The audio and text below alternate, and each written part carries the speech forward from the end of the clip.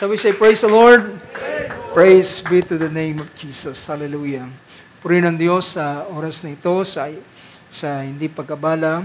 Ay nais kong tunghayan natin ang dalawang account ng verses ang ating bibigyan ng pansin. Una ay sa aklat ng Luke chapter 1, verse 17. At basahin ko ito sa NASB translation. Sabi rito ng verse 17, it is He who will go as a forerunner before Him in the spirit and power of Elijah, to turn the hearts of the fathers back to the children and the disobedient to the attitude of the righteous, so as to make ready a people prepared for the Lord. Sa pang-account, sa book of Hebrews chapter 6, verse starting verse 19, sabi ng verse 19 ng chapter 6 ng book of Hebrews, this hope we have as an anchor of the soul, a hope both sure and steadfast, and one which enters within the veil, where Jesus has entered as a forerunner for us, having become a high priest forever according to the order of Melchizedek. Praise God. Ang Panginoon magpala sa mga salitang binasa natin. Sabihin natin amen. Purihin ng Diyos, makapo po tayo sa oras na ito. Purihin ang pangalan ng ating Panginoon. So, salamat sa sa biyaya ng Diyos. So, bagamat merong ilang mga technical problem, pero ganun pa man, all things work together for good, ay may mga bagay na pinapahintulot pa rin ng ating Panginoon. Pero gayon pa man, ang Diyos ay laging mapagbiyaya sa bawat isa atin. Pero tayo ay marapat pa rin gawin ang lahat ng bagay na nararapat sa ating paglilingkod sa ating Panginoon. So, praise God. Sa oras na ito ay nais kong dumulog tayo sa mga salita ng ating Panginoon. At may mga panahon na sa aking puso, mga kapatid, ako'y excited sa ilang mga bagay. At ngunit may mga pagkakataon na nag-iisip ng mga bagay na isi-share, ngunit may mga pagkakataon na tila baga ang mga paksa ay medyo mailap kung magkaminsan.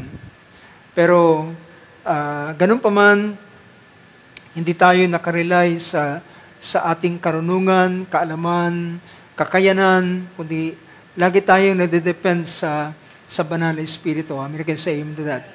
So nagde-depend tayo hindi sa kakayanan ng tao, kundi sa sabihin natin sa pahid ng Espiritu ng Diyos, sa kaloob ng Panginoon, at higit sa lahat sa Kanyang presensya. So, I hope mga kapatid, tayo mga mananampalataya ay sa bawat panahon ng ating pagkakatipon, ang ating pagkakatiwala ay hindi sa anumang mga bagay, hindi sa karunungan, hindi sa kakayanan, hindi sa kalakasan ng sinuman, kundi lagi nating bigyan ng daan ng banal na Espiritu. Laging siya ang ating anyayahan sa paggawa at pagkilos. At naniniwala ako mga kapatid, ito ay mayroong mas malaking blessing, mas malaking biyaya at pagpapala na ibibigay ng ating Panginoon higit sa mga bagay na pwedeng ibigay ng sinumang tao sa bawat isa sa atin. Dahilan naniniwala ako mga kapatid na ang gawain na hindi ito sa tao, ito ay gawa ng Panginoon, ito ay gawain ng Diyos at siya ang merong salita sa bawat panahon, sa bawat kapanahunan na siyang i-feed sa bawat isa sa atin. Ang ating Panginoong Hesus ay nagsabi siya, at malimit natin kinoquote ang bagay na ito, that man shall not live by bread alone. It is the word of Jesus. Ito yung salita na ating Panginoon na siya mismo ay nagsabi na man shall not live by bread alone, but by every word. So kung siya ang nagsabi na ang tao ay mabubuhay siya hindi lamang sa tinapay, kundi sa bawat salita na nanggagaling sa bibig ng Diyos. Meaning to say, mga kapatid, siya ay merong salitang nakahanda sa bawat pagkakataon. Okay, say amen to that. Siya ay merong nakahandang salita. Hindi lamang po ito para sa, I believe, sa bawat pagkakatipon ay meron siyang salitang inihanda para sa bawat isa sa atin. At wag lang natin i-confine. Wag lang natin i-confine, mga kapatid, na ang Diyos ay mangungusap sa atin every Thursday and Sunday lamang. Kundi bawat araw sa ating buhay ay pwede ang Diyos ay makapangusap sa bawat isa sa atin. Amen kayo sa amen to that. Pwede siyang makapangusap sa bawat isa sa atin because what? Dahilan, we have the Holy Spirit. Meron tayo ng banal na Espiritu. At marapat tayo maging conscious sa ganitong bagay. Marapat tayo maging conscious sa Holy Spirit na nasa atin, na narito sa atin, na tinanggap natin from day to day, day in, day out. Dapat meron tayong ganitong consciousness or realization na meron tayong spirito sa loob ng bawat isa atin. Hindi tayo kagaya ng ordinaryong tao na nakarely sa anumang mga bagay. Yung mga ordinaryong tao, lagi sila naghanap ng mga fortune teller. Ano ang aking bukas, anong mangyayari sa akin sa susunod na mga panahon, ano ang aking kinabukasan. But we don't need that. Hindi na natin kailangan ang sinong fortune teller. Meron tayong Holy Spirit.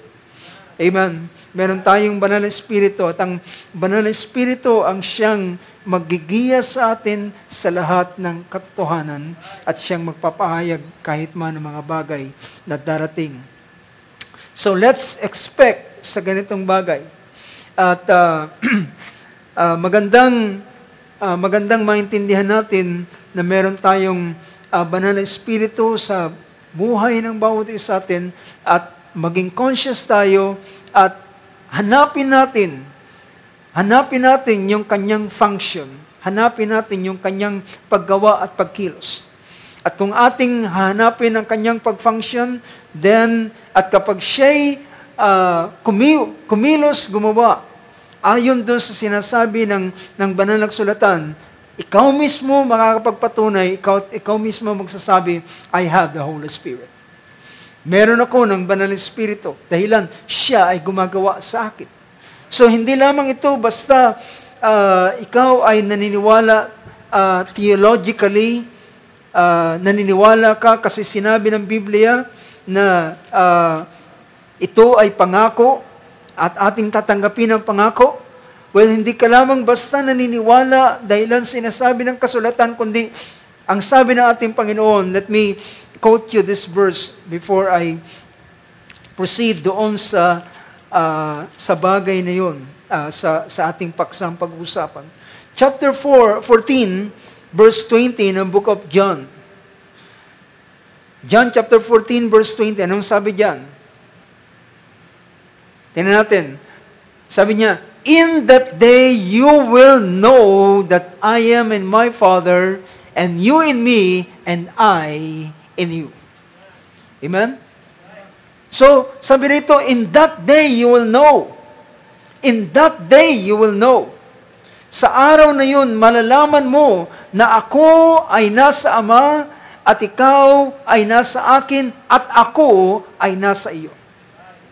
So, ibig sabihin, merong karanasan na maranasan ng mananampalataya na magpapatunay sa kanila na meron silang Espiritu ng Diyos sa kanilang buhay. Na naroon sa kanila ang Espiritu ng Panginoon. So, hindi ito bagay na sinabi ng sino man sa iyo. sinabi ng kapatid sa iyo, sinabi ng sino mang manggagawa sa iyo, kundi ikaw mismo ay merong karanasan. Kapag siya'y nagturo, kapag siya'y nagpaalala, kapag siya'y nag-recall, kapag siya'y nagpakita ng bagay na darating, well, there is no doubt na meron kang Espiritu ng Diyos sa iyong buhay. Walang pag-aalinlangan.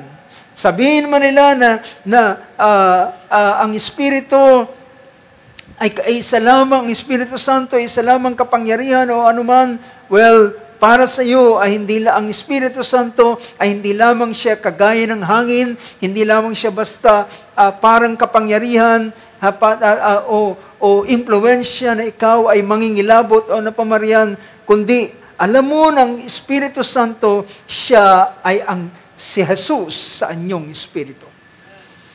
Siya ay si Jesus. It's Jesus in the form of the Spirit na siya ay nasa iyo. So ang verse na yan ay inyong tandaan, in that day you will know. Sa araw na yon ay malalaman mo. So kung hindi mo pa nalalaman, hindi mo pa naranasan, well, dapat kang manalangin, dapat mong hilingin sa Panginoon, Panginoon, patunayan mo sa akin na ikaw ay nasa akin. Patunayan mo sa akin na ikaw ay aking kasama. So yan yung aking minsang naging patotoo sa ilang mga bagay. We have to be conscious sa ganitong gawa ng Panginoon sa buhay ng mga mananampalataya at anak ng Diyos. Now, gusto kong puntahan natin ang ating paksang gusto kong i-share sa inyo. And by the grace of God, ito ay aking nabigyan ng lamang ng pansin ngayon sa oras na ito. So, ang salitang forerunner, alam ko minsan isang prayer devotion natin ay na-share ko ang paksang Jesus is the forerunner. Pero gusto kong gamitin ang bagay nito para ipakita ang ilang mga bagay na kaisipan. At and I hope, mga anak ng Diyos, ay inyong pagsikapan na tandaan ang mga bagay na inyong napapakinggan at inyong narinig, dahilan ito ang inyong kalakasan. Ito ang ating gabay, ito ang kalakasan ng bawat isa sa atin.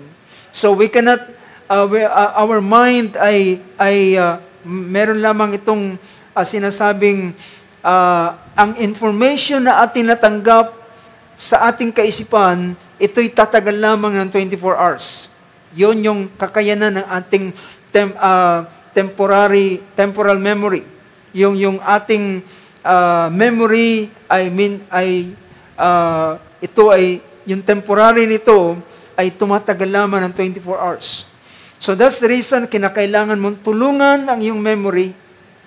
Tulungan siya sa pamamagitan ng pagsusulat, pag-jot down ng mga bagay na iyong narinig, napakinggan, dahilan kung hindi mo gagawin ito, ay later on, ay mawawala ito sa iyong kaisipan at maghahagilap ka at hindi mo mahirapan kang ma-recall, sa biyaya na lamang ng Panginoon, then ang banal na Espiritu ay gagawa ng kanyang gawain at i-recall sa iyo ang mga bagay na iyong napakinggan at yan ay isa sa kanyang gawain. Pero hindi sa lahat ng panahon ay kinakailangan mong sabihin, Panginoon, ipaalala mo nga sa akin yung paksa na nakaraang linggo. Paalala mo nga sa akin. Well, ito ay nasa ating responsibility para ating ma-recall ang mga bagay na ating napapakinggan. Ito ay sa pamamagitan ng ating pag-jot down ng mga bagay na ating napakinggan. So, that's my experience. Kamakailan ay habang ako'y nananalangin, ay merong isang napagandang inspirasyon na dumating sa aking puso. Habang ako'y nagpe-pray. At then, nung buong araw na yon, ay alam ko yung inspirasyon na yon, pero tinisip ko sa pagdating ng prayer devotion, yun yung aking isi-share. Di kampante ako at sabi ko, meron akong paksang isi-share. Ang problema, kinabukasan, biglang nawala sa akin yung kaisipang yun. Yung inspirasyon na yun at pilit kong iniisip, pilit kong nire-recall, ano nga ba yung bagay na yun? Ano nga ba yung inspirasyon na yun? At mula ng hapon hanggang magdamag, hanggang kinabukasan, hindi ko talaga ma-recall. But nang muli akong manalangin, salamat na lamang sa Panginoon at ni-recall muli yung bagay na yun at ibinalik sa akin. So mga kapatid, ito ay gawain ng Espiritu ng Diyos. Can you say amen to that? Yan ay gawain ng Espiritu ng Diyos. Siya ay nagre-recall sa atin.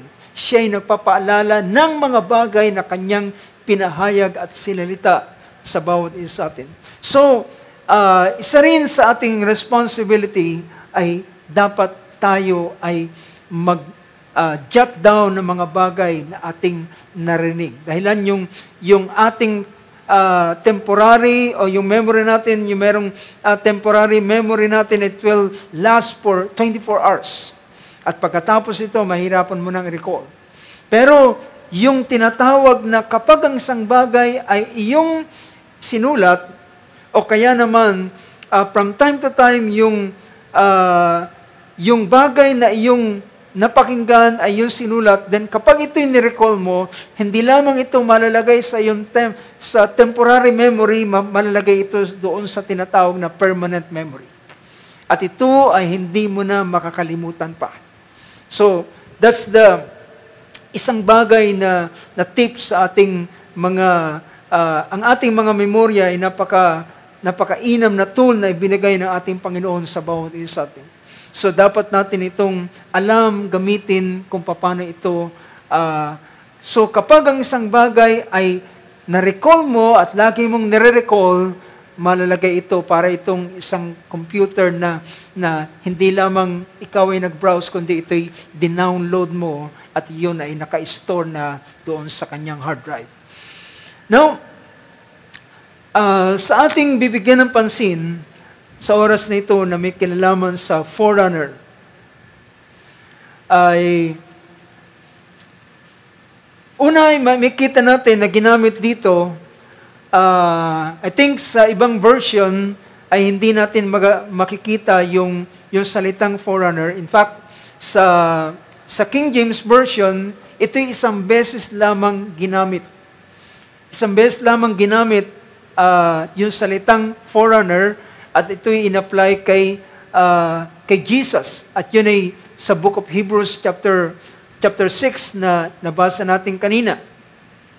Pero kung ating titingnan ang salitang Forerunner, yung salitang Forerunner, yung full meaning and definition ng salitang Forerunner is a person or thing that precedes the coming or development of someone or something else.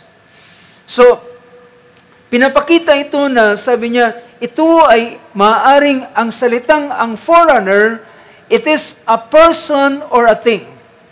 Pero dito, ang ating binibigyan ng pansin ay a person or thing that precedes. Ibig sabihin, siya yung nauna, precedes the coming or development, siyang nauna sa pagdating at sabi niya, o kaya sa development ng isang bagay o ng isang bagay.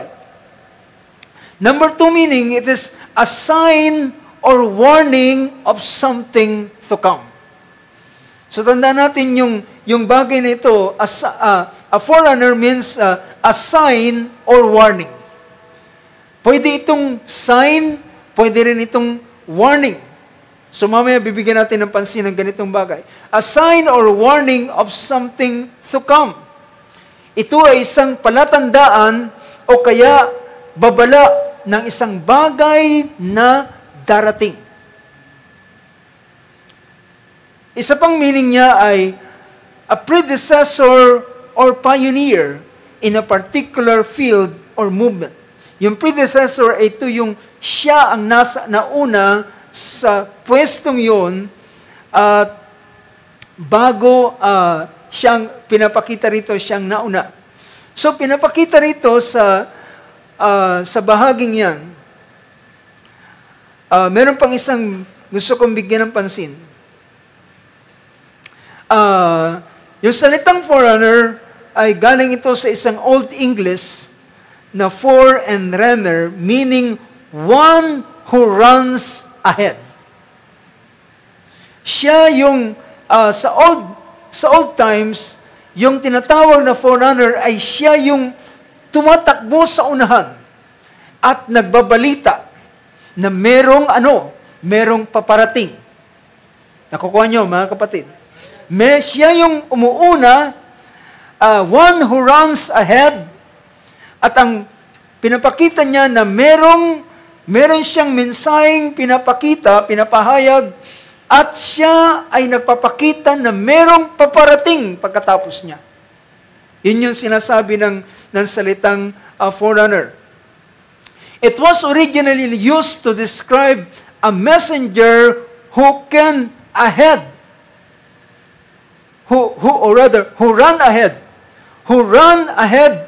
to announce the coming of an important person or event. So, ang salitang forerunner is usually a messenger who run ahead to announce the coming of an important person or event. So siya ay isang mensahero na nauna upang i-announce ang dumarating na important event or important person. Important event or important person. So, by saying that, sa meaning na ating binigyan ng pansin, ay meron pang isang bagay na sometimes ito'y ginagamit din sa military and yung pag-announce na in medieval times, a forerunner could be a scout or herald.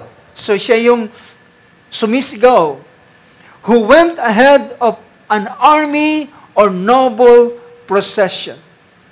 So, nakita natin yung meaning ng salitang forerunner, at ang unang bagay na makikita natin dito, ginamit ko yung Luke chapter 1 verse 17, at ang pinakita na forerunner dito ay si John the Baptist.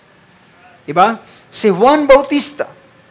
Ito ay yung chapter 1 ng book of Luke, ay ito yung panahon na si Sicaria ay dinalaw ng anghel na si Gabriel habang siya ay naghahandog sa kanyang lot dahilan siya isang priest. At nang siya ay matapos maghandog, then siya ay dinalaw ni Gabriel, at sabi nito ng verse 13, kung itataas natin sa chapter 1 ng Luke, but the angel said to him, do not be afraid, Sicarius. Huwag kang matakot, for your petition has been heard, and your wife Elizabeth will bear you a son, and you will give him the name John. So pinakita na sabi niya, ang iyong panalangin ay tinugon, dininig ang iyong panalangin, at si Elizabeth ay maglilihi siya o magdadalang tao siya, at manganganak siya ng isang lalaki at isang anak na lalaki, at tatawagin mo ang kanyang pangalang Juan. Ikaw ay magkakaroon ng kagalakan sabi niya, you will have joy and gladness, and many will rejoice at his birth. So ikaw ay magagalak at marami ang masisiyahan sa panahon ng kanyang kapanganakan. So, bakit For he will be great in the sight of the Lord, and he will drink no wine or liquor, and he will be filled with the Holy Spirit while yet in his mother's womb. And he will turn many of the sons of Israel back to the Lord their God, and it is he who will go as a forerunner before him in the spirit and power of Elijah, to turn the hearts of the fathers back to the children, and the disobedient to the attitude of the righteous, as to make ready a people prepared for the Lord. Si John the Baptist ay pinakita na siya ay forerunner. Siya ay forerunner sapagkat siya ay nauna para i-announce ang darating na Messiah. Diba? Ang darating na Messiah ay siya yung nauna. So yung pagdating niya ay ito ay isang sign. Diba? Ang pagdating ni John the Baptist ay isang sign na parating ang Messiah. So, yun ay siya ang nag-announce. So, pinapakita ng ganitong bagay. So, yung idea, mga kapatid, ng pagdating ng forerunner, kapag mayroong dumating na forerunner, ay dapat asahan na mayroong mabuting bagay na darating. May mabuting bagay na darating. Or, mamaya makikita natin na meron ding isa sa pinapakita, it's either a sign or sometimes it is a warning. So, pero at this point of time, ay pinapakita na ito ay magandang bagay para, mabuting bagay para sa Israel sapagkat ito ay matagal na nilang inaantay. Matagal na nilang inaantay ang pagdating ng Messiah ito. In fact, sa panahon pa ni Moses, ay nangusap siya at nagpahayag na sabi niya, ang Diyos ay magbabangon ng isang propetang katulad ko. Katulad sa akin. So, pinakita niya yon. So, way back in the days of Moses, ay meron ng ganitong pahayag na darating. So, sa mahabang panahon, ay iniintay nila ang ganitong bagay. So, ito yung pagdating ng Messiah, ang siyang kaaliwan ng buong sambayan ni Israel. Ito yung kaaliwan, dahilan ang Israel matapos na sila ay mahulog sa kamay ng Babylonia at maging captive sila for 70 years. Well, mula ng panahong yon, nakabalik man ang Israel sa lupain na kanilang kung saan sila ay tinaboy, ay nakabalik man sila, pero mga kapatid, hindi na nakarecover ang Israel, hindi na sila nakabalik doon sa dating glory ng Israel nang sila ay naroon pa sa panahon ng United Kingdom, sa panahon ni David and Solomon. Hindi na ito nakabalik. At yung pagdating ng Messiah, ang siyang pinakamagandang balita sa kanila na muling ma-restore ang kalwalatian ng Israel. Ang paghahari ng Diyos, ang paghahari ng Israel, sa Israel muli. So yun yung kanilang isang bagay. So yung pagdating ng forerunner ay isa itong hudya, isa itong sign na merong mabuting bagay na magaganap at darating. So, maintindihan natin, sa panahon ng si John ay tinatanong siya ng mga Pariseo, ng mga Hudyo, siya ay pinagsuguan siya at tinanong siya at sabi ng mga Hudyo sa kanya, sabi rito, sa verse 19 ng chapter 1 ng book of John, verse 19, this is the testimony of John when the Jews sent to him priests and Levites from Jerusalem to ask, who are you? So, ang tanong sa kanya, sino ka? Siya'y sumagot, and he confessed and did not deny, but confessed, I am not the Christ. So, pinakita niya, binigyan niya ng linaw, sabi niya, hindi ako ang Kristo. Malinaw niyang sinabi, I am not the Christ. And they asked him, what then? Are you Elijah? So mamaya so tinanong siya rito, ikaw ba ay si Elias? At siya'y nagsabi, and he said, I am not. Are you the prophet? And he answered, no. Now, makikita natin dito, it seems confusing. It seems confusing. Bakit sabi ng si John ang tinanong, ikaw ba si Elias? Are you Elijah? And he said, I am not. Pero ang sabi ng Panginoon sa Matthew 11, sabi niya, siya si Elias. Nakukuha niyo mga kapatid? Siya si Elias. Pero si John ay sinabi niya, nang tinanong siya, ikaw ba si Elias? Sabi niya, hindi. Alam niyo ba kung bakit? Ang tinutukoy niya ay hindi siya yung Elias na tinutukoy sa Malakay chapter 4 verse 5 and 6. Dahil pansinin ninyo ang aklat ng Malakay chapter 4 verse 5. Ano sabi rito? Behold, I am going to send you Elijah the prophet before the coming of the great. And, tama ba? I am going to send you Elijah the prophet before the coming of the great and terrible day of the Lord. Now, basahin natin sa wikang Tagalog. Sabi niya, narito aking susuguin sa inyo si Elias na propeta bago dumating ang dakila at kakilakilabot na kaarawan ng Panginoon.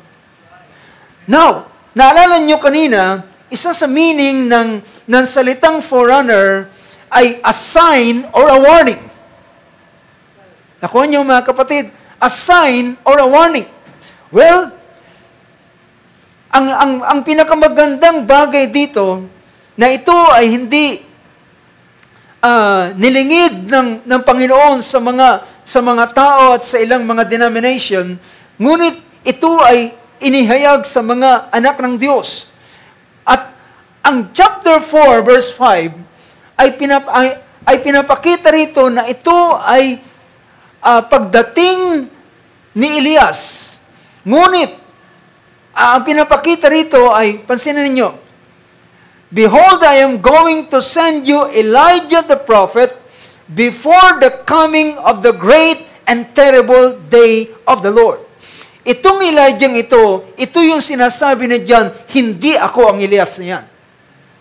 Yung Elias na yan na magiging warning sa pagdating ng kakilakilabot at dakila at kakilakilabot na araw ng Panginoon. Dahilan, bago dumating ang tinatawag na the day of the Lord, merong Elias na darating. Diba? Merong Elias na darating. Pero si John ay hindi pa yung Elias na yon.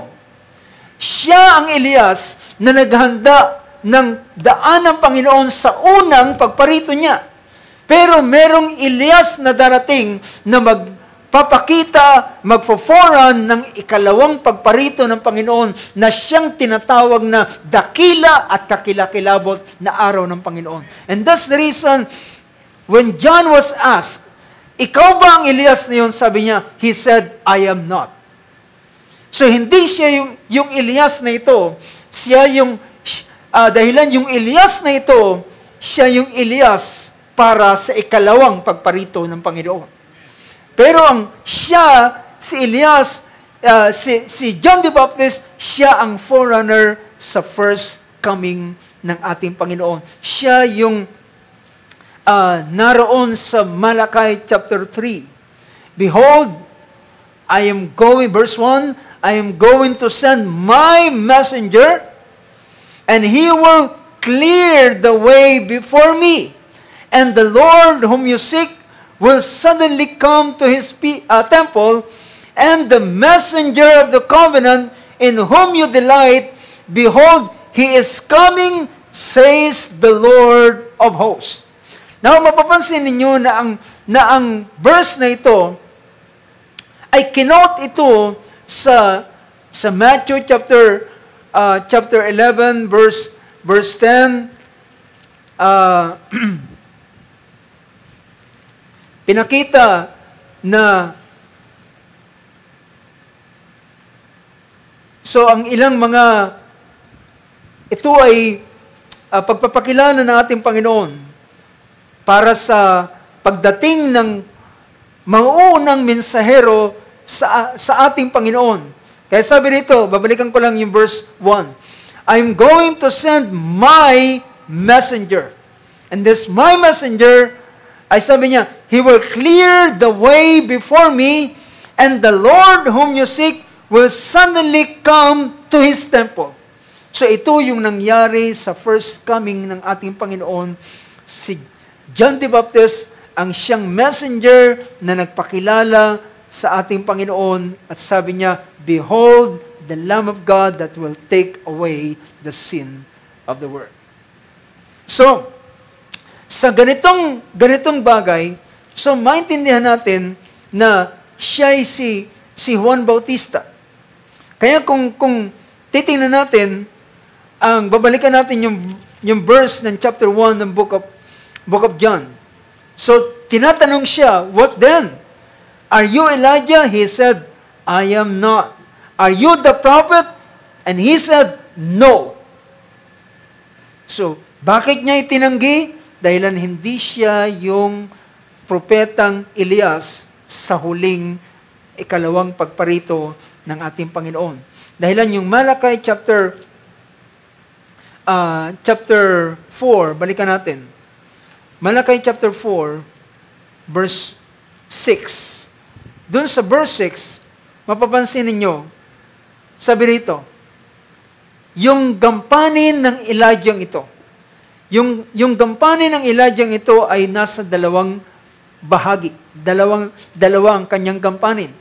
Ang sabi diyan, he will restore the hearts of the fathers to their children, and the hearts of the children to their fathers, so that I will not come and smite the land with a curse.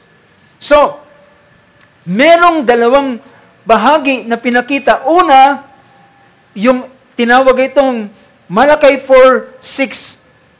Yung part A, yung A niya is, he will restore the hearts of the fathers to their children.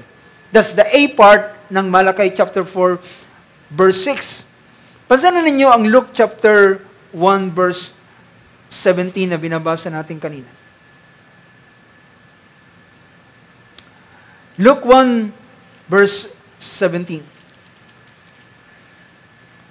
Sabi rito ng verse na ito, it is he who will go as a forerunner before him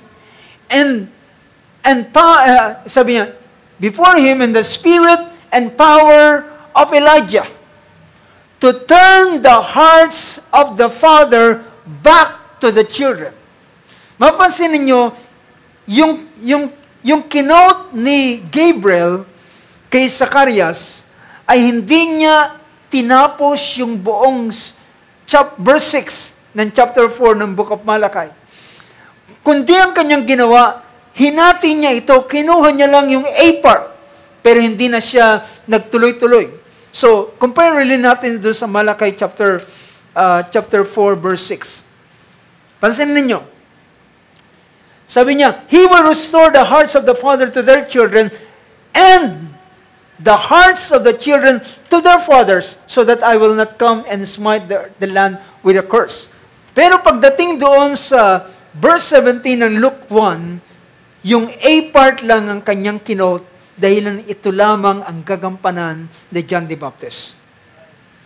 He will, sabi niya, he will go as a forerunner before him in the spirit and power of Elijah to turn the hearts of the fathers back to the children and the disobedient to the attitude of the righteous so as to make ready a people prepared for the Lord. Ito ay paghahanda ng puso sa pagdating ng Messiah. So yun yung tinatawag na forerunner sa unang pagparito ng ating Panginoon. So iwanan natin ang bahaging yan at pinakita natin na si John the Baptist ang siyang naghanda o forerunner, siyang nag-announce. Siya yung pagdating ni John the Baptist ay naging sign siya, naging sign na ang Messiah ay nariyan na. Laging sinasabi ng ni John the Baptist, sabi niya, merong hindi akong ilaw, pero merong dumarating sa likuran ko. Merong dumarating sa likuran ko na hindi ako karapat-dapat maghubad, magtanggal man lamang ng kanyang sintas, ng kanyang panyapak. At sabi niya, siya ang magbabautismo sa inyo ng Espiritu Santo at ng apoy. So, nakikita natin, kapag merong forerunner na lumitaw, merong mas mainam na bagay na darating. Nakukuha niyo yung punto, mga kapatid. So, that's the sign ng forerunner. Yun yung sign. Yun yung pinapakita. Merong mabuting bagay na sumusunod pag dumating yung tinatawag na forerunner.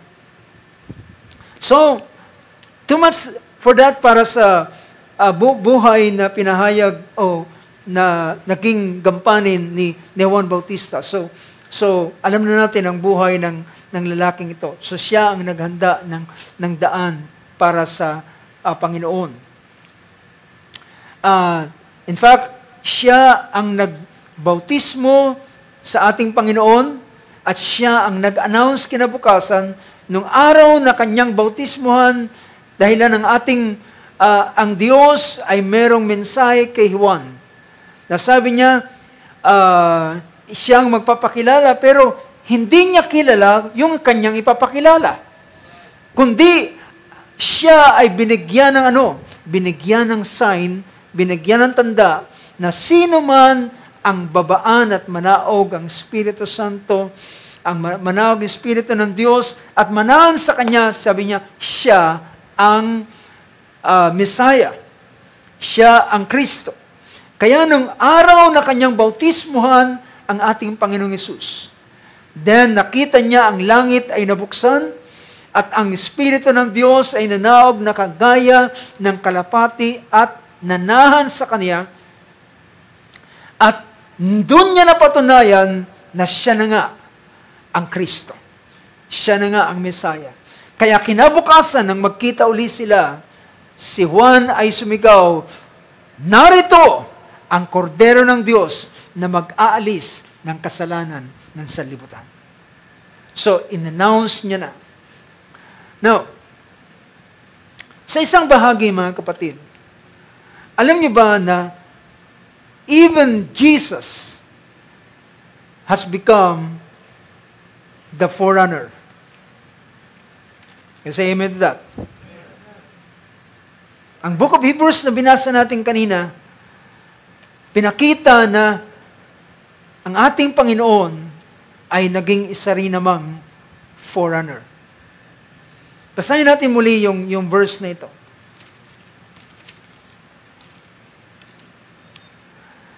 Sa chapter 6, pinakita na, sabi niya, verse 19, this hope we have as an anchor of the soul. A hope both sure and steadfast, and one which enters within the veil, Verse 20, where Jesus has entered as a forerunner. Where Jesus has entered as a forerunner for us, having become a high priest forever according to the order of Melchizedek. And sabi diyan, where Jesus has entered for us. Saan ba siya pumasok?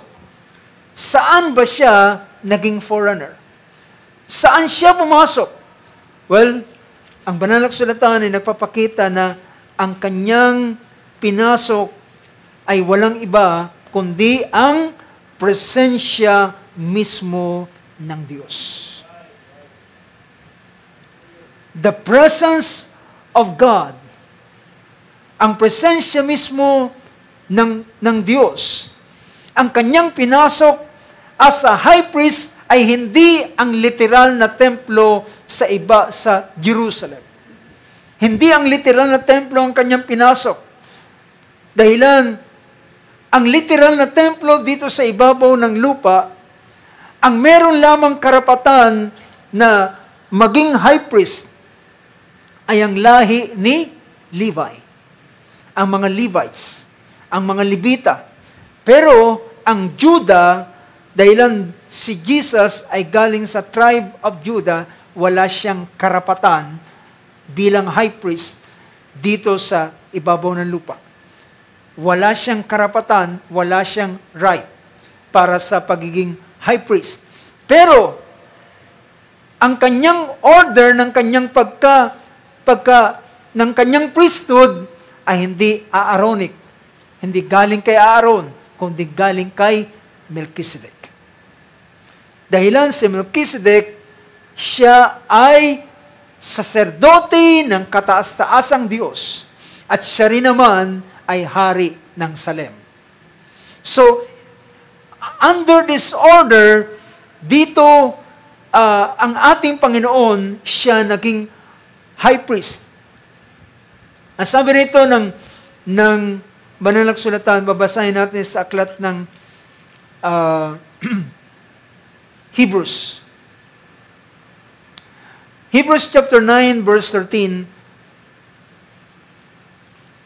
Verse 12, starting verse 12. And not through the blood of goats and calves, but through His own blood. Amen. Hindi sa dugo ng hayop, ng kambing, o ng baka, kundi sa pamamagitan ng sariling dugo ng ating Panginoon. The precious blood of the Lamb. He entered the holy place once for all, having obtained eternal redemption. So, So, pinapakita na kapag dumating ang forerunner, something good is about to happen. Merong mabuting bagay na mas higit na mangyayari. Siya ay sign o tanda na merong mabuting bagay na mangyayari at magaganap. So, nang siya ay pumasok, when He entered as a forerunner, where He entered where? He entered the holy place once for all, having obtained eternal redemption. Now, tandaan natin, alam natin mga kapatid na nang si Moses ay pinagawa ng tabernakulo doon sa ilang, ang pattern ng tabernacle na kanyang ginawa ay hango doon sa pangitain, sa vision na pinakita ng Diyos nang siya'y naroon sa bundok ng Sinai. Pinakita sa kanya ang mismong luklukan at trono ng Diyos mismo. Ang pinakita sa kanya ay ang kinaroroonan ng presensya ng Diyos mismo, ang tabernacle sa sangkalangitan. Amen? Merong tabernakulo sa sangkalangitan na siyang pattern na kinopya. So yung yung earthly tabernacle, ito ay kopya lamang, kumbaga pa, ay Xerox lamang siya ng original. Pero bagamat ito'y Xerox lamang, mga kapatid, walang sino man na pwedeng pumasok doon na hindi saserdote dahilan sila ay mamamatay. At kahit man ang isang high priest, kahit siya'y high priest, hindi siya pwedeng pumasok doon at sabihin niya, high priest ako, anak ako ni Aaron, pero wala siyang dugo na dala-dala, well, mamamatay pa rin siya. Pero, kung siya ay papasok doon, na dala-dala ang dugo ng kordero, dugo ng baka, para sa kanyang sariling kasalanan at para sa kasalanan ng bayan, well, makakalabas siya, dahil ang paglabas niya, ang paglabas ng high priest doon sa tabernacle, ay pagpapatunay na tinanggap ng Diyos ang hain na kanyang inihain sa Diyos. Ibig sabihin, ang paglabas ng high priest ay katunayan na nakuha ng high priest na nakumbinsin niya ang Diyos na patawarin ang Israel. Yun ang sign na yun.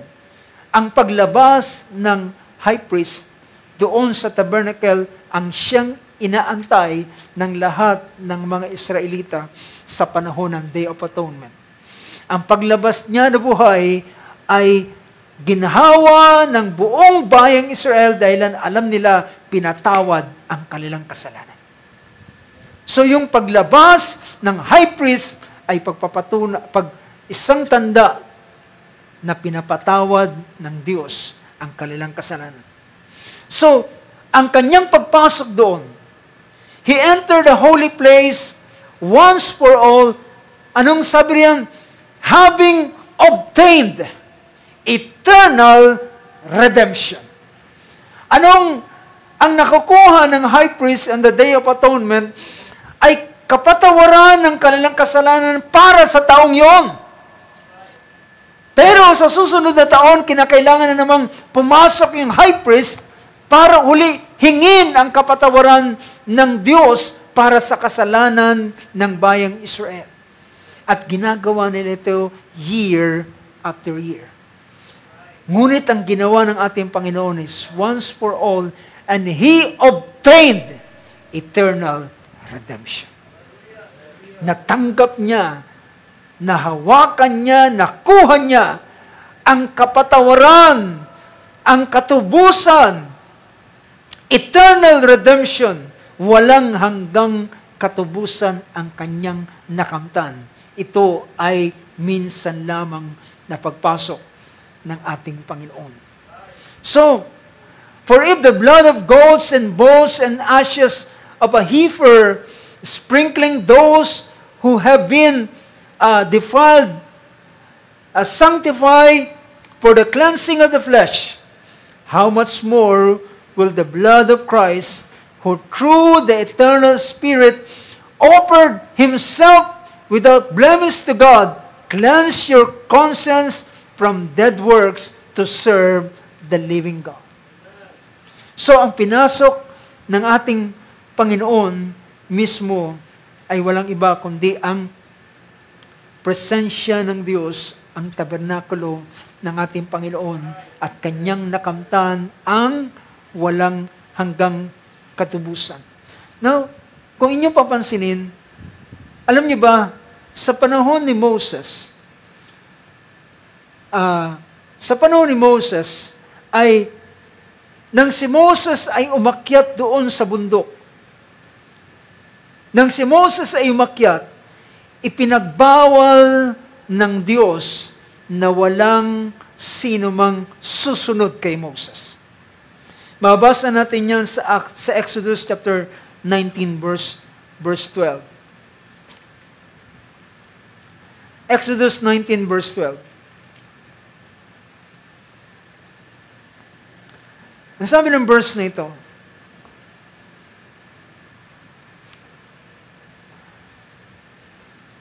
verse 10, the Lord said to Moses, go to the people and consecrate them today and tomorrow.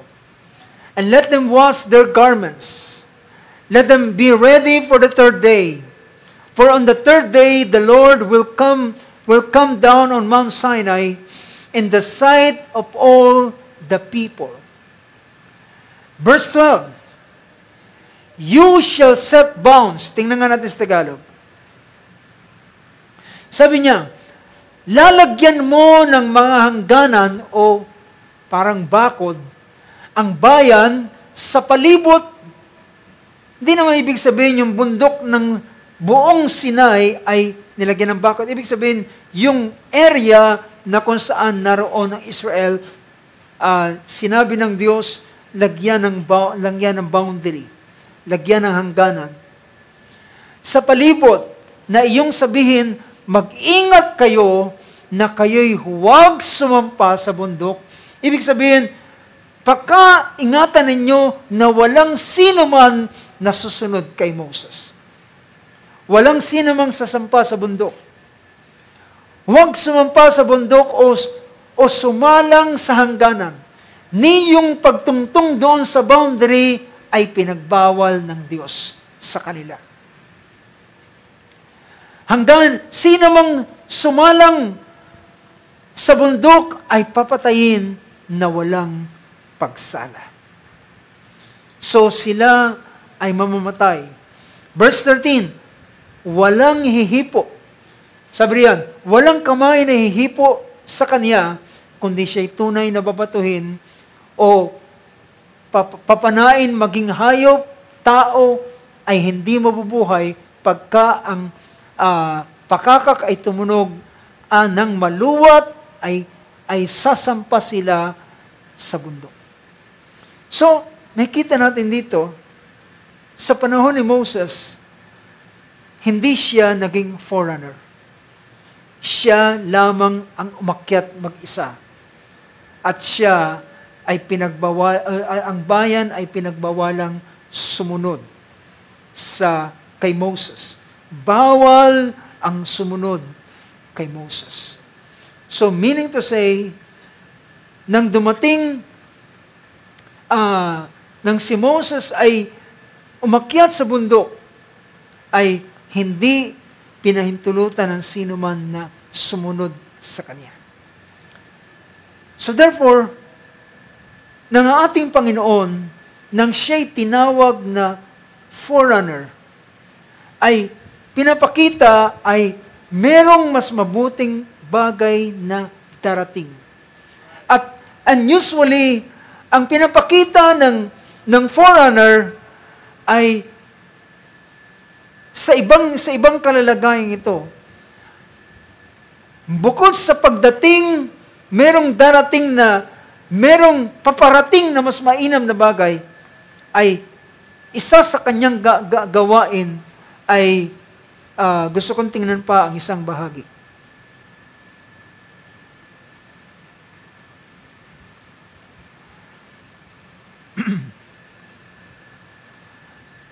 Usually, yung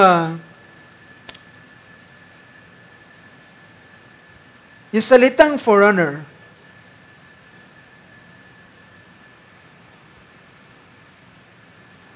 ay katulad ito ng naghahawi ng daan, naghahanda ng daan. Naghahanda siya ng daan o kaya ay pinaprepare niya yung mga daraanan upang yung susunod sa kanya ay maging mas guided o mas maging mainam at maalwan ang kanyang pagtahak. And usually, sometimes ito'y ginagamit din sa tinatawag na pag ikaw ay magna-navigate o pupunta sa isang lugar, merong naghahanda ng daan upang yung daraanan mo ay hindi na maging mahirap. Hahawiin niya yung mga bagay na nakabalakid upang ikaw ang susunod sa kanya ay magiging magaan na ang kanyang pagpunta sa dakong yun. So isa sa pinapakita nito ay ganito, kalalagayan ng salitang forerunner. So, ang ating Panginoon ay kanyang pinasok ang presensya ng Diyos. Pinuntahan, si Moses ay umakyat din doon sa bundok at humarap siya mismo sa presensya ng Diyos. Tama ba, mga kapatid? For 40 days and 40 nights, he stayed there on the mount. At doon nang siya'y mag-stay doon, nag-enjoy siya sa presensya ng Diyos. At sa unang pagkakataon, yung unang pagpunta niya sa presensya ng Diyos, and then sumulat ang Diyos sa 2 tapyas ng bato. At isinulat doon ang 10 kautusan. Pero later on, bumaba siya at binasag niya ito doon sa paanan dahil nakita niya ang idolatry o pagsamba sa Diyos-Diyosan ng bayan ng Israel. On the second time, na kanyang pag-akyat sa bundok, ay gumawa uli ang Diyos ng pagsulat doon sa tapyas ng bato na dinala ni Moses doon sa bundok. At pagbaba niya, after 40 days ng kanyang pakikihalubilos doon sa presensya ng Diyos, brothers and sisters, si Moses ay hindi niya namalayan na nagliliwanag ang kanyang balat. Ang kanyang mukha ay nagliliwanag, ang kanyang balat ay kumikinang dahilan sa Dahilan sa kalawalatian ng presensya ng Diyos. But brothers and sisters, dito si Moses lamang ang nakaranas. It's only Moses ang siyang naka-experience. Dahilan, ang bayan ay pinagbawalan na sila'y sumunod. But, kay Jesus, siya ay forerunner. At ibig sabihin ng forerunner, siya ay naghanda ng daan upang pwedeng sumunod ang mga gustong sumunod sa kanya. Sabi rito ng John chapter 8, sa book of John chapter 8, ang ating Panginoon ay nangusap sa mga Hudyo. Sa 8, verse 21 and verse 22. Sabi dito ng verse 21. Verse 21. Then he said again to them,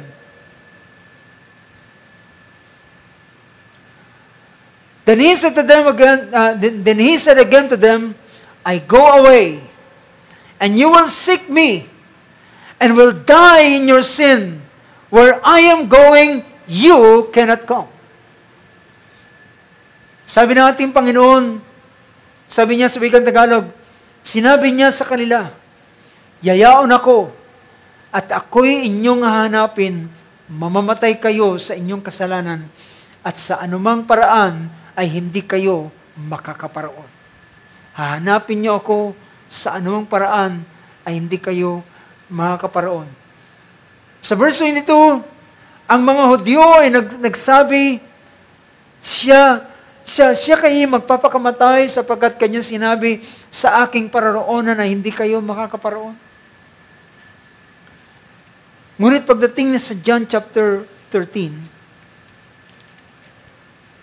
John chapter 13, kailan ito sinabi ng ating Panginoon? Sa verse 33, alam niyo ba kung kailan ito sinabi ng Panginoon nang wala na si Judas? Wala na si Judas dito. Dahil si Judas ay umalis sa verse 26. Sabi niya, sinawsaw niya ang tinapay, binigay niya kay Judas at sinabi niya sa kanya, sabi niya, ang gagawin mo ay gawin mo na, at sa oras na yon ay pumasok sa kanya si Satanas. Verse 33. Verse 31. Therefore, when he had gone out nang umalis na siya, now, Jesus said, now is the Son of Man glorified. Pag alis ni Judas, sabi niya, ngayon ang anak ng tao ay luluwalhatiin at ang Diyos ay maluluwalhati sa kanya. If God is glorified in him, God will also glorify him in himself and will glorify him immediately. Verse 32, ang ganda. Mali, sabi niya, at luluwalhatiin siya ng Diyos sa kanyang sarili at pagdakay, luluwalhatiin siya niya. Verse 33, little children, I am with you a little while longer. You will seek me. Hanapin niyo ako, sabi niya. Sabi niya, ako'y inyong hanapin at gaya ng sinabi ko sa mga Hudyo, sa paparoonan ko ay hindi kayo makakaparoon. Gayon ang sinasabi ko sa inyo ngayon. Kagaya ng sinabi niya sa mga Hudyo, where I am going, you cannot come. Ngunit, alam niyo, si Apostol Pedro ay nagtanong sa ating Panginoon sa verse 36. Sabi niya, Simon Peter, si Simon Pedro ay nagsabi, Panginoon, saan ka paroroon? Sumagot si Jesus. Sabi niya, pagsagot niya, sa paroroonan ko ay hindi ka makakasunod sa akin ngayon. Ngunit, pagkatapos ay makakasunod ka. So dito makikita natin, Jesus is the forerunner in the presence of God. Siya ay forerunner doon mismo sa presensya ng Diyos. At sabi ng ating Panginoon kay Simon Pedro, and this statement ay sinasabi niya ito sa the rest of the apostle. Simon Peter said to him, Lord, where are you going? Jesus answered, where I go, you cannot follow me now, but you will follow later. Makakasunod ka pagkatapos nito. So, pagkatapos niyang sabihin niyang ganitong pangusap, tuloy-tuloy ang pagsalita ng ating Panginoon. Ang sabi niya sa chapter 14 verse 1, sabi niya, huwag magulumihanan ang inyong mga puso. Magsasampalataya kayo sa Diyos. Magsasampalataya naman kayo sa akin. Sabi niya, next verse, sa bahay ng aking Ama ay maraming tahanan, kung hindi gayon ay sinasabi ko sana sa inyo, sapagkat ako'y paroroon upang ipaghanda ko kayo ng dakong kalalagyan. Ako'y paroroon at ipaghanda ko kayo ng dakong inyong kalalagyan. Pag sinabing dakong inyong kalalagyan, ay ito ay isang pwesto, isang lugar para sa iyo mismo. Hindi ka makikishare, hindi ka makikihati, hindi ka makikitira, kundi ito'y para sa iyo. A place, I go to prepare a place for you. If I go and prepare a place for you, I will come again and receive you to myself, that where I am, there you may be also. Alam niyo, tinutukoy nito mga kapatid, ang pagbalik ng ating Panginoon in the form of the Holy Spirit. Ang kanyang pagbabalik sa anyo ng Espiritu Santo ay siyang kanyang pagdala at pagkuha sa mga mananampalataya at ilagay siya doon sa lugar na kanyang inihanda para sa kanya. Well, ang bagay na ito ay, unang-una ito ay spiritual na posisyon ng mga anak ng Diyos. Ito ay ang mataas na kalalagayan o posisyon. Ito ay ang pagbabalik, pagre-restore sa mga anak ng Diyos ng dating kalalagayan na nawala sa kanila. Yan yung mababasa natin sa Ephesians chapter 2 na tayo ay pinaupo, ibinangon, binuhay, at ibinangon at pinaupo na kasama ng ating Panginoon. That's the very place that we have now. Ang lugar na Kanyang inihanda para sa bawat isa atin. Ito ay isang posisyon na mas mataas. Ito ay ang kalalagayan ng kalalagayan ng isang anak ng Diyos. Amen. Hallelujah. Now mga kapatid, ang pagdating ng ating Panginoon at ang Kanyang paglisan o pag-alis as a forerunner at pagpunta sa isang dako as a forerunner ay para magbigay ng isang mabuting bagay. Now, sabi rito ng aklat ng John chapter 16. John chapter 6, verse 7. Ang sabi rito ng ating Panginoon. Verse 5, starting verse 5. Si Jesus ay patuloy ang kanyang pagtuturo about the Holy Spirit. And verse 5, but now I am going to Him who sent me, and none of you ask me, where are you going? But because I have said this, I've said these things to you, sorrow has filled your heart. Sabi niya, ako'y paroroon sa Kanya na nagsugo sa akin. Ngunit wala sa inyo nagtatanong, saan ka pupunta, saan ka paroroon? Ngunit sinabi niya, nang sabihin ko sa inyo ang bagay na ito, kalumbayan ay dumating sa inyong puso, ay pumuno sa inyong puso. But verse 7, sabi niya, gayon may sinasalita ko sa inyo ang katotohanan, nararapat sa inyo na ako yumaon, sapagkat kung hindi ako yayaon, ang mga aliw ay hindi paririto sa inyo. Ngunit kung ako yumaon, siya'y susuguin ko sa inyo. Sabi ng wikang Ingles, but I tell you the truth, it is to your advantage.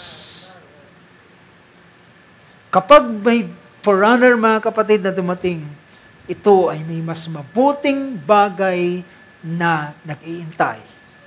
May mas mabuting bagay na mararanasan. And thank God, Jesus is the forerunner. At sabi rito, I tell you the truth, sinasabi ko sa inyong katotohanan, it is to your advantage that I go away. Ito'y para sa inyong kapakinabangan, ang ako ay umalis. At kapag ako'y umalis, ang mga aliw, ang tutulong sa inyo ay darating. At kung hindi ako alis, sabi niya, at kung ako'y alis, aking isusugo siya sa inyo. At sa kanyang pagdating, and He, when He comes, will convict the world concerning of sin and righteousness and judgment. So, sabi niya, ako'y alis at isusugo ko siya sa inyo. Isang mainam na bagay, ang ating Panginoon, hindi lamang siya pumunta sa presensya ng Diyos, siya ay naghawi ng daan upang tayo rin naman ay makadaan at makapunta sa presensya ng ating Panginoon. Ang chapter 10 ng Book of Hebrews ay nagsasabi, therefore, having now boldness to enter into the holiest of holies by the blood of Jesus.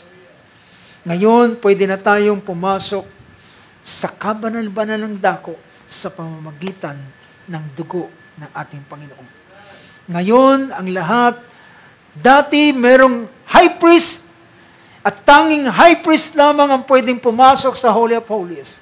The rest of the priests ay pwede lamang sila doon sa holy place, doon sa candlestick, doon lamang sa shewbread, doon lamang sa altar of incense, but wala silang karapatan. Ang high priest lamang ang mayroong karapatan doon sa Holy of Holies. Ngunit, ang ating high priest, which is Jesus, in the tribe of Judah, nang siya ay maging high priest and he become the forerunner, ay kanyang binuksan ang Holy of Holies upang ang mga priest na katulad natin ay makapasok din naman doon sa most holy place. Amen. So, ito yung ginawa ng ating Panginoon. Ang pinakamainam na bagay na kanyang ginawa, naganda siya ng 100 upang ang bawat isa ay makaparoon.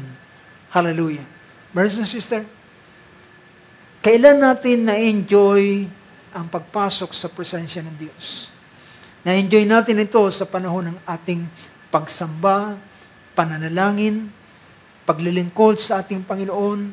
Sa ganitong paraan, sa pananalangin at pagsamba, tayo ay pumapasok doon sa kabanan-banan ng dako.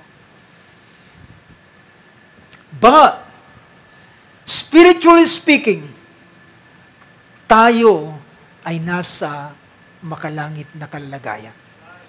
Tayo ay nasa isang posisyon na mas mataas kaysa sa dating kalalagayan natin.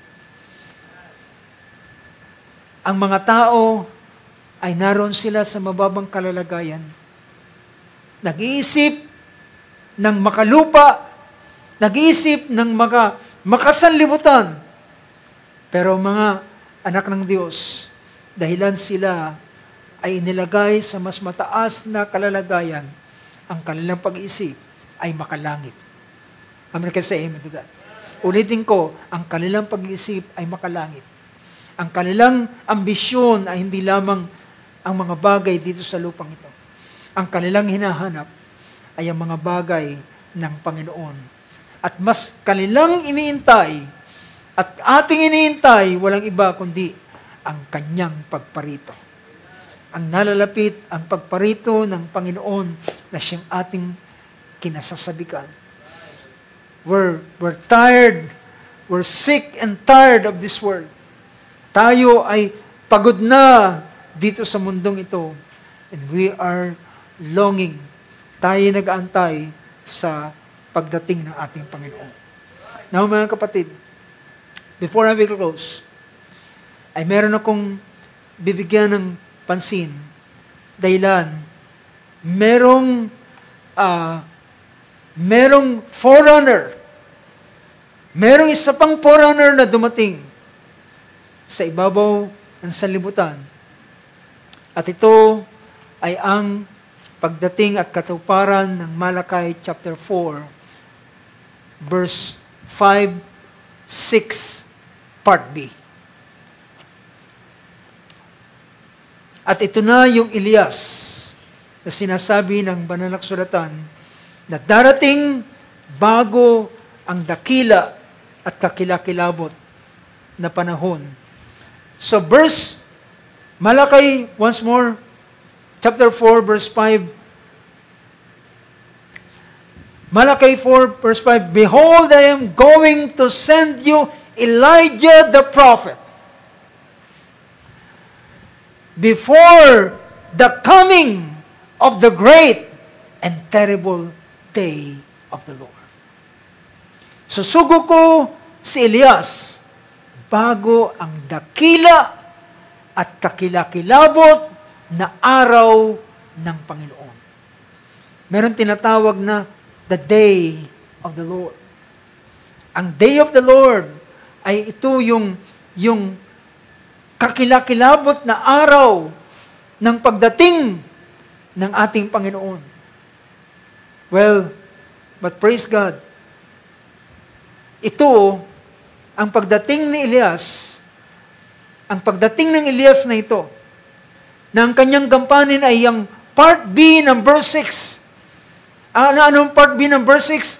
And He will turn the hearts of the children back to their fathers.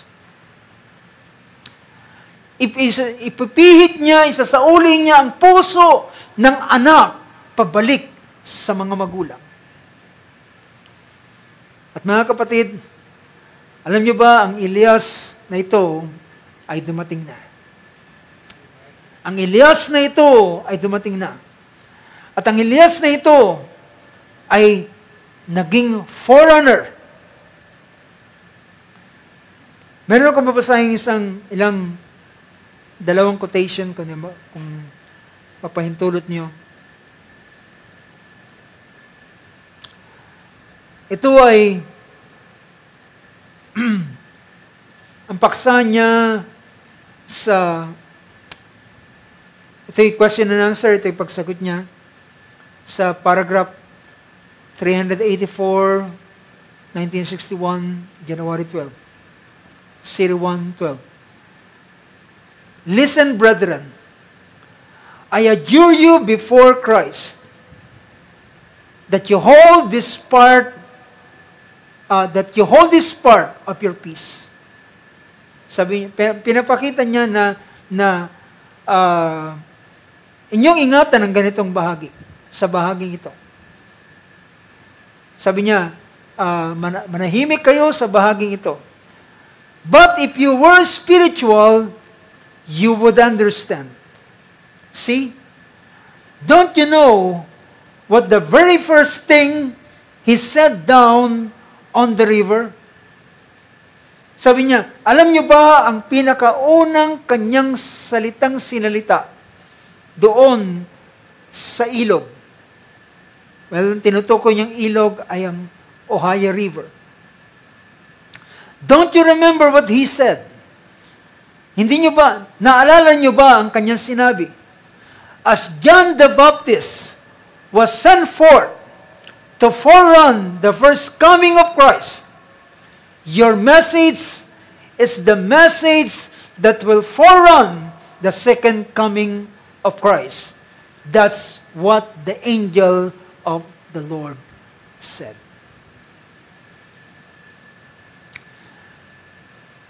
Sa isang message niya ng ating kapatid na God being misunderstood, sa paragraph 260,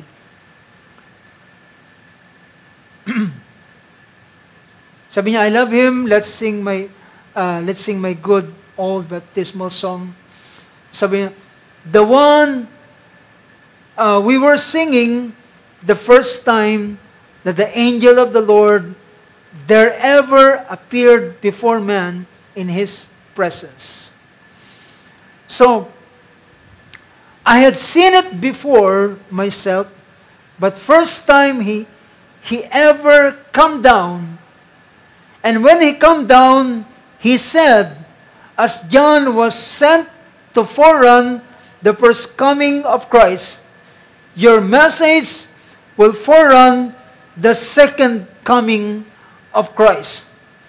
Hundreds and hundreds and hundreds of people standing on the banks down there when it came down on June 1933 at the river. And we were standing at the banks singing, maawit sila. So, sa isang pagsasalaysay ng ating kapatid, ay sinabi niya, I want to tell you, while we were singing the song, I was standing 500 at the Jeffersonville 31 years ago. So, yun ay 1961, 31 years ago ang nakalipas. So, parang pinapakita niya way back in the 1930s. Sabi niya, my first revival singing on Jordan's stormy banks, I stand and cast a wistful eye to Canaan's fair and happy land, where my possessions lie, and I walk out baptizing 500 that afternoon. As a missionary Baptist preacher, the 17th person I baptized, habang siya ay nagbabautismo sa ika-17 tao. Pang-17 tao. I baptized all at once. I heard something say, "Look up."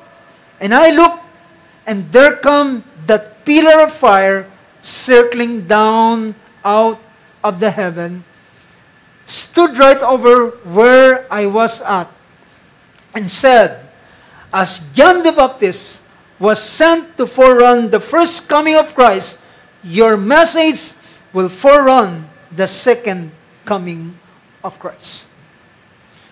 Now, forerunner is both sign and warning. Ang pagdating ng forerunner, mga kapatid, ito'y blessing sa mga anak ng Diyos. Do you know that?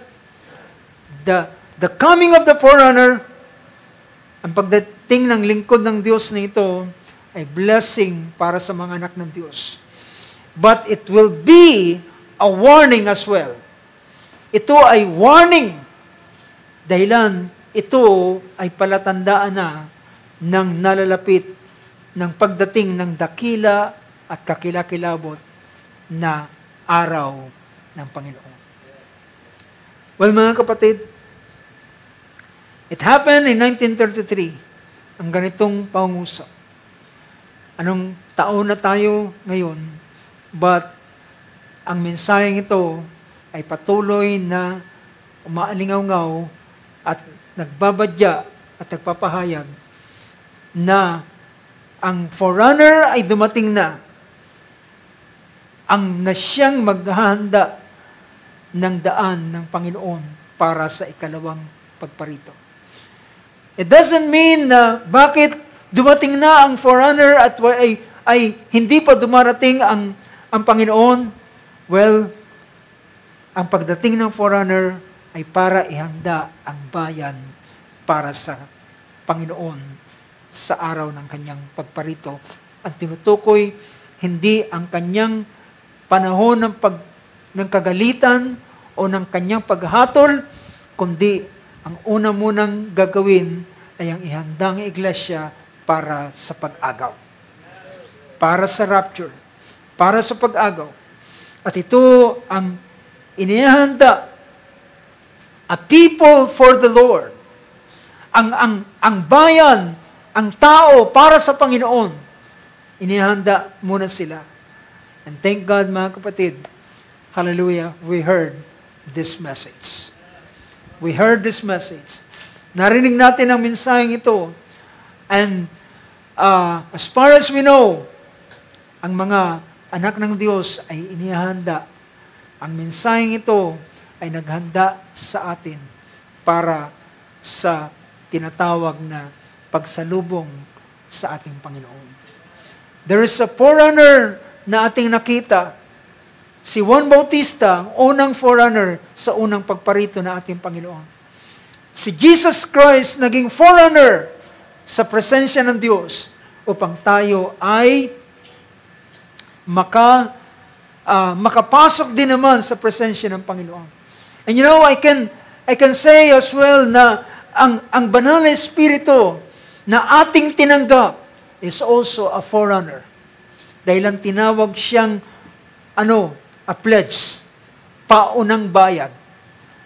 Unang, sabi niya, sa aklat ng Ephesians chapter 1, verse 13 ng Book of Ephesians, ay pinakita ang banal na Espiritu. In Him you also, after listening to the message of truth, the gospel of your salvation, having also believed, you were sealed in Him with the Holy Spirit of promise, who is given as what? As a pledge of our inheritance. Siya yung pledge. Siya yung paunang bayad. Siya yung sign. Yung Holy Spirit na yung tinanggap is a sign na merong inheritance ang Diyos na nakalaan para sa iyo. Ito yung inheritance na hindi mo ito kara-karaka matatanggap sa oras nang ikaw ay tumanggap sa Panginoon. Dahilan ang inheritance na ito ay merong takdang panahon na inaantay para sa mga anak ng Diyos. Ito yung sinasabi ng Galatians chapter 4, until the appointed time of the Father. Ito yung ibibigay sa kanila. Well, ngunit, merong mga inheritance tayong tinatanggap at tinatamasa ngayon. Pero ang inheritance na ito, ang huling bahagi ng inheritance na ito, ay nakalaan sa araw na yun na itinakda ng ating Panginoon. Well, mga kapatid, we can see that John the Baptist, ang Malachi chapter 4, si Jesus Christ, and also the Holy Spirit, ay sila ay mga forerunner para ipakita na merong mas dakilang bagay na nag-aantay. What we have received now, kung ano ang tinanggap natin ngayon, mga kapatid, ay hindi pa yan. Yan ay pasimula pa lamang. Tinawag itong the pledge. Pangako lang yan. Sign lang yan na meron pang inihanda ang Panginoon sa bawat isa. And hallelujah, ang lingkod ng Diyos ay dumating na way back 1933 as a forerunner para maghanda ng bayan, ng tao para sa Panginoon. At ngayon, I believe, siya ay nakapaghanda na ng mga tao. And thank God, isa ako sa kanila. Thank God, isa tayo doon sa mga taong ito na inihanda ng Panginoon para sa nalalapit, hindi sa kanyang araw ng kanyang kagalitan, kundi sa araw ng kanyang pagkuha sa kanyang nobya. Praise God. Purihin ang Diyos. Palakpakan natin Panginoon sa oras. Thank you, Lord God. Thank you, Lord Jesus. Just look up. Our redemption is near. Hallelujah. Ay dumulog sa oras na ito sa panalangin. Nawa ay ating nakilala, mga kapatid, ang mga forerunner na ating binigyan ng pansin sa oras na ito. Especially ang ginawang forerunner ng ating Panginoong Hesus. Siya ay naghanda ng daan, hinawi niyang daan.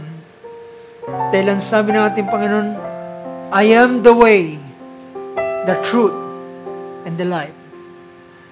No man can come to the Father but by me. Siya ang daan. Siya ang naghawi ng daan. He become our forerunner, my forerunner, your forerunner, papunta sa presensya ng Diyos. Upang kung saan siya naroon, ay doroon din naman ang bawat isa sa atin. Hallelujah. Higit pa sa lahat, ang Espiritu ng Diyos na ating tinanggap, na siyang nagpapakita, merong dakilang bagay na nag-aantay para sa bawat isa. Bayan, loobin ng Diyos ng ating mga puso ay patuloy na mapuno ng pag-aantay, expectation, anticipation ng dakilang bagay na kanyang gagawin sa huling araw nito. Hallelujah. Dahilan dumating na ang forerunner, dumating sa atin ang pangako ng Diyos, ang pledge na yan, na merong dakilang bagay na kanyang gagawin sa bawat isa sa atin. Hallelujah. Tayo dumulog sa panalangin. Hallelujah.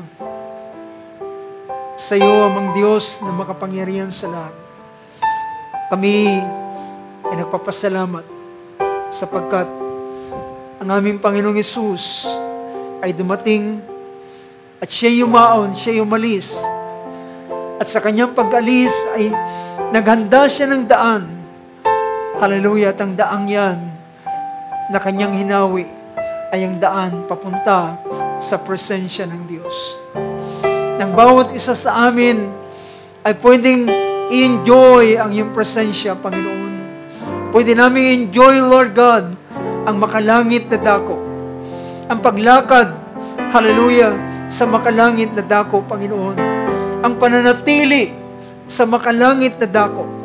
Ang pag-stay, Lord God, hallelujah. At ang pagdadala mo sa amin sa mataas na kalalagayan, Panginoon, higit kaysa kalalagayan ng lahat ng mga tao sa ibabaw ng sanlibutan. Panginoon, narito kami as a believer, Lord, bilang mga mananampalataya sa iyong mga ginawa. Nananampalataya kami na binuksan mo ang daan papunta sa presensya ng Diyos. Binuksan mo ang daan upang kami ay hindi manatili dito sa mundong ito, kundi kami ay magkaroon ng access doon sa iyong presensya. At kami at ikaw, O Lord God, ay magkaroon ng ugnayan, Panginoon, at ang fellowship na ito ay manatili, hallelujah, at doon, O Diyos, Lord God, hindi lamang si Moses ang nag-enjoy at mag-enjoy ng iyong presensya. O Lord God, dumating ang isang pagkakataon na isinama si Josue at kanyang namalas ang ilang mga bagay. At halos ayaw niya nang umalis sa dakong iyon, Panginoon. O Lord God, hallelujah. Salamat. Ang aming Panginoong Hesus ang siyang naganda ng daan upang hindi lamang ang ilan, hindi lamang ang isa, hindi lamang ikaw, aming Panginoon, kundi ang bawat isa sa amin ay maparoon sa iyong banal na presensya. At sinabi mo, kung saan ako naroon, duroon din naman ang aking, hallelujah, ang bawat isa sa amin. Lord, salamat sa oras na ito, Panginoon. At Lord God, salamat sa Holy Spirit na narito sa buhay ng bawat isa sa amin. Ito ay pledge, ito ay tanda, ito ay palatandaan na meron kang pangako, na meron kang higit na bagay na ibibigay sa bawat isa sa amin. Ito ay pledge, Lord God, na merong pinapangako mo at pinapakita mo na meron kang dakilang bagay na inihanda para sa bawat isa amin. Lord, we believe, Lord. We believe your word. We believe, Lord God, kung si Judah, hallelujah, binigay niya ang pledge niya kay Tamar, ang kanyang setro at ang kanyang singsing, bilang patunay na kanyang gagawin ang kanyang salita ng kanyang pangako. Ikaw ay higit kay Judah, Lord. Ikaw ang salita ng Diyos na nangusap at nangako na hindi nagsisinungaling, hindi ka nagbubulaan, Panginoon. Lord, hallelujah, aming inaasahan, aming in-anticipate ang lahat ng mga bagay nito, ng mga dakilang bagay na yung gagawin sa buhay ng iyong mga anak, O Diyos. Purihin ka, Panginoon. Aming dalangin, Lord God, ang iyong patuloy, ang iyong paggawa, Panginoon, sa aming buhay. Patuloy na pagkilos, Lord God, sa maliit na kalipunan ito, Panginoon. Ang maliit na dako ito, ang payak na lugar na ito, Panginoon, ay dalangin namin makasumpong kami ng biyaya sa iyong paningin at iyo kaming dalawin, Panginoon, ng iyong kaluwalhatian. Dalawin ng iyong presensya.